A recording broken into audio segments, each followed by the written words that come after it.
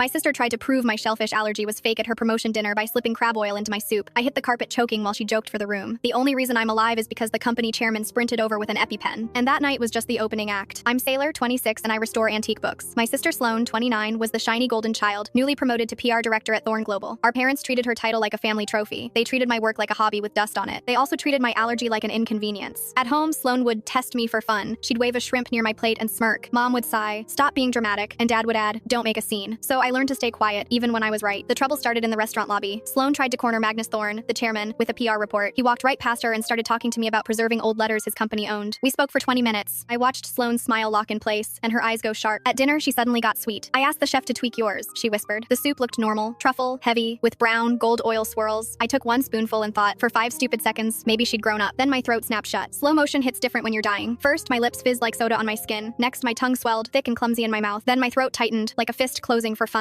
The room tipped sideways and the table lights blurred. My knees folded and I slammed into the carpet. I tried to inhale, but only a wet wheeze came out. My fingers clawed my neck, and my vision went black. And Sloan laughed. "Not nervous, proud. Here we go again," she announced. "It's just mushroom soup. There's no crab." A couple people chuckled because they thought it was a bit. Sloan stepped closer, heels clicking, and said, "Drop the act. Don't ruin my night." Magnus Thorne's chair scraped back so hard it made everyone flinch. He dropped beside me, already holding an EpiPen. "Move," he barked, and the room went dead quiet. He jabbed it into my thigh through my dress. Cold fire flooded my veins. The crushing pressure eased a notch. I dragged in a thin, whistling breath, like air through a straw. Someone finally shouted for an ambulance. While everyone panicked, I forced my brain to do one clean thing: preserve the evidence. I grabbed Magnus's wrist, pointed at my bowl, and clenched my fist. He understood instantly. "No one touches that soup," he roared. "Security, seal this table." That's when the chef rushed in, face white. "Miss Sloan requested crab fat oil," he blurted. The waiter nodded, voice shaking. "She told me to put that exact bowl in front of Sailor." My dad went gray. My mom covered her mouth. Sloan looked like she'd been unplugged. Outside by the ambulance, she tried to spin it. "It was a misunderstanding," she kept saying. Magnus didn't blink. "This is attempted murder. I can call the police right now." I pulled my oxygen mask down and croaked, "Not tonight." My parents exhaled like I'd saved them. That was the point. From my hospital bed, I hired a ruthless lawyer and locked everything down fast. Sworn statements, medical records, the preserved soup. Sloan texted, "Can we talk?" Dad preached family. Mom begged me to let it go. I ignored them all. 3 weeks later, we met in mediation, in a beige room that smelled like lemon polish. Sloan arrived late in a soft gray dress, eyes already glossy with fake tears. She leaned forward and whispered, "I didn't know it would be that bad." I stared at her and said, "Stop." My lawyer laid the file out like a funeral program. Witness statements, the chef's admission, the waiter's admission, Sloan's own words from the sidewalk. Then he said calmly, "Settle or prosecutors. With planning like this, you're looking at around 8 years." Sloan's mask cracked. Her hands started shaking. $900,000, I said, or prison. Pick. They signed. I watched Sloan's pen tremble on the paper. My parents signed too, buying her freedom with their future. Sloan still lost her PR job. Word travels when rich people get scared. She sold her apartment. My parents drained their retirement, then acted like I was the villain. I took that money and built my own restoration studio anyway. My name on the door, my rules, my life. Funny how easy breathing gets when the toxic parts are finally cut out. So tell me, if your own sister almost killed you and called it a joke, would you take the money, press charges, or do both?